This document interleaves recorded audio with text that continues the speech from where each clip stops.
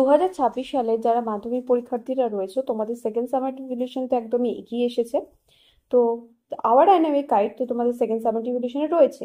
তো second summer রিভিশনে our dynamic guide থেকে কোন কোন ইম্পর্টেন্ট প্রশ্নগুলো তোমাদের তৈরি করতে হবে ইউনিট 1, ইউনিট 2 এবং ইউনিট 3 থেকে সমস্তটা ডিটেলসে এই ভিডিওতে বলবো, এবং সাথে কিছু এমসিকিউ কিন্তু আমি তোমাদের দিয়ে দিচ্ছি। যদি তোমাদের মনে হয় যে ভিডিওটা তোমরা পুরোটা দেখবে, তাহলে অবশ্যই করে বলবো যে একটুখানিও কিন্তু স্কিপ করবে না। প্রত্যেকটা অ্যান্সার কিন্তু এখানে যেরকমভাবে লেখা আছে সেরকমভাবে যদি লেখো তোমরা, তাহলে কিন্তু তোমার যে প্রশ্নে 2 এর মধ্যে 1.5 কেন পাচ্ছি বা 2 নম্বরের কোশ্চেন আমি কেন 1 পাচ্ছি, সেই কারণগুলো তোমরা বুঝতে পারবে।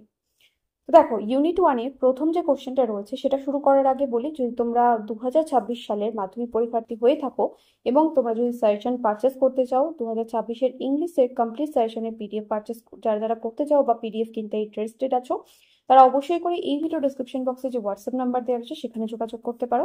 আর যদি মনে হয় আওয়ার ডাইনামিক গাইডের এই শুধুমাত্র আওয়ার ডাইনামিক গাইডের এই অ্যান্সারের পিডিএফটা তোমরা পারচেস করবে, তাহলে তার জন্য কিন্তু তোমাদের হোয়াটসঅ্যাপে যোগাযোগ করতে হবে।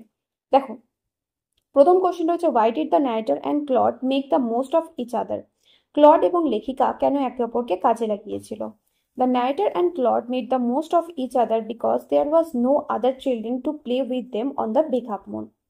নেক্সট 2 নম্বর প্রশ্ন হচ্ছে, what does the narrator want to tell her readers? লেখিকা তার পাঠকদের কি বলতে চান?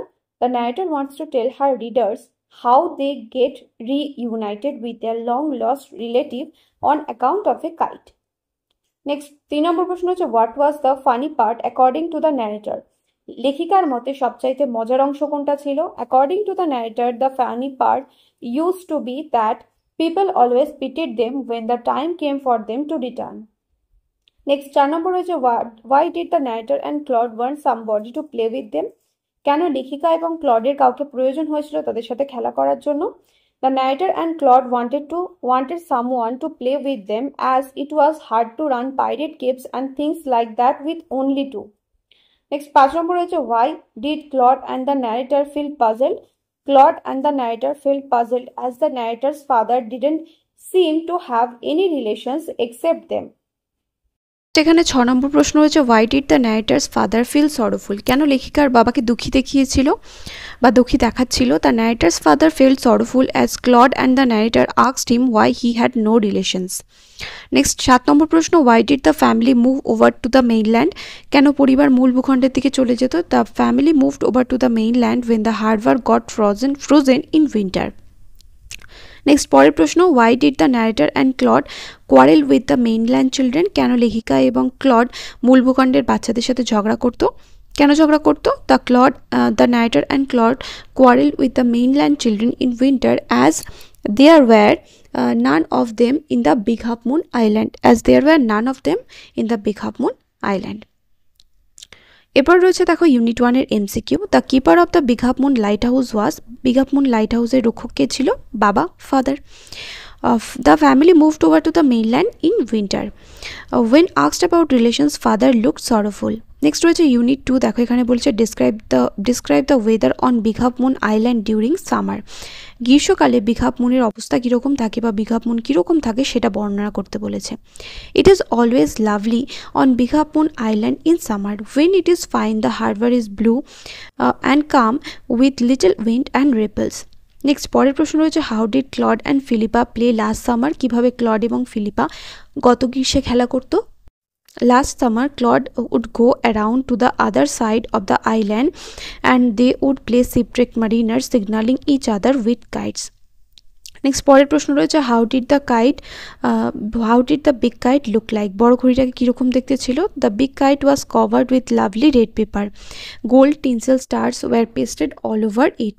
The full name of Claude Lead and Philippa Lead were their location Big half moon lighthouse were written on the kite. Next 4 number প্রশ্ন হচ্ছে, how was the hole made in the kite? Philippa on sensing a grand wind blowing hurried home to bring the kite. While bringing it out from the house she tripped over the rocks and her elbow went clear through the kite. This made a deep hole in it. Next পরের প্রশ্ন হচ্ছে, why were Claude and Philippa hurrying to fix the kite? কেন ক্লড এবং ফিলিপা তাড়াহুড়ো করে ঘড়িটাকে মেরামত করতে চেয়েছিল? Claude and Philippa war হারিং to fix the kite as they wanted to send it up before the wind fell. কারণ বাতাস পড়ে উড়ে যাওয়ার আগে তারা এটাকে ওড়াতে চেয়েছিল। নেক্সট পরের প্রশ্ন হচ্ছে why did they use a letter to patch up the kite, কেন তারা একটা ঘুড়ি ব্যবহার করেছিল, ঘুড়িকে মেরামত করার জন্য কেন তারা একটা কাগজ ব্যবহার করেছে, চিঠি ব্যবহার করেছিল। They used a letter to patch up the kite as there was no red paper left in the light house.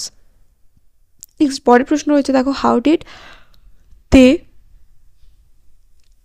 They patch the kite up, কীভাবে তারা ঘুড়িটা মেরামত করেছিল। They patch the kite up with an old letter a sheet on each side and dried it up with fire.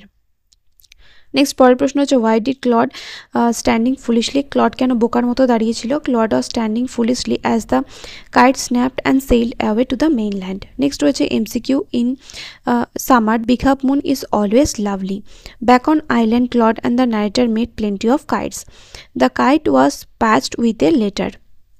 Next unit 3 দেখো প্রথম প্রশ্ন রয়েছে why did father find what did father find when he went back home years afterwards, বছর খানেক পর বেশ কয়েক বছর পর বাবা যখন বাড়িতে ফিরে গিয়েছিল তখন সে কি দেখতে পেয়েছিল।